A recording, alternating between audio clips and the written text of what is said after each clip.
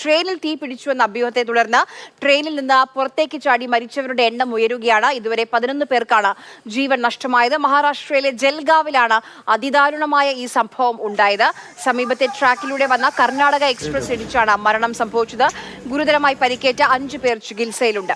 അർജുൻ പീതാംബരൻ നമുക്കൊപ്പം വിവരങ്ങളുമായി ചേരുന്നു. അർജുൻ, അത്രയും സങ്കടമുണ്ടാക്കുന്ന വാർത്തയാണ്. ആ ഒരു സംശയം തോന്നിയതിനെ തുടർന്നാണ് ഇവർ പ്രാണരക്ഷാർത്ഥമാണ് ശരിക്കും എടുത്തു ചാടിയത്. അതാണ് ഇത്രയും വലിയൊരു അപകടത്തിന് വഴിവെച്ചതും. ശരിക്കും എന്താണ് സംഭവിച്ചത് അവിടെ?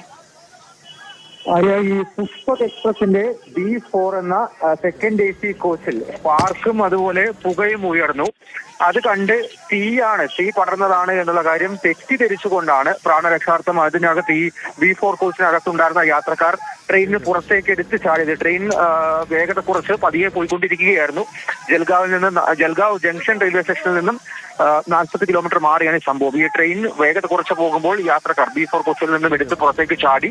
പക്ഷെ തൊട്ടടുത്ത ട്രാക്കിൽ കൂടെ വരികയായിരുന്നു, അതിവേഗത്തിൽ വരികയായിരുന്ന കർണാടക എക്സ്പ്രസ് ഈ യാത്രക്കാരുടെ മുകളിലൂടെ കയറിയിട്ടാണ് ഇത്രയും അതിദാരുണമായിട്ടുള്ള സംഭവം ഉണ്ടായത്.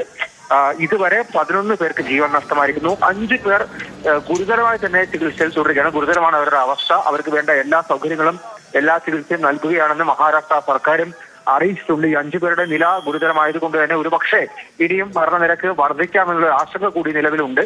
ഈ ട്രാക്കിനോട് ചേർന്ന് തന്നെ പരിക്കേറ്റ, അതായത് നിസ്സാരമായി പരിക്കേറ്റ ചിലർക്ക് വൈദ്യസഹായം നൽകി, പ്രാഥമിക ശുശ്രൂഷ നൽകി അവരെ വിട്ടയക്കുന്നുണ്ട്. മാത്രമല്ല ആ ട്രാക്കിൽ ഇതിനോടകം തന്നെ ട്രെയിൻ ഗതാഗതം പുനഃസ്ഥാപിക്കാനും റെയിൽവേക്ക് സാധിച്ചിട്ടുണ്ട്. പക്ഷെ അപ്പോഴും ബാക്കിയുള്ള 5 പേരുടെ കൂടി ആരോഗ്യനിലയിൽ വലിയ രീതിയിലുള്ള ആശങ്ക തുടരുന്നു.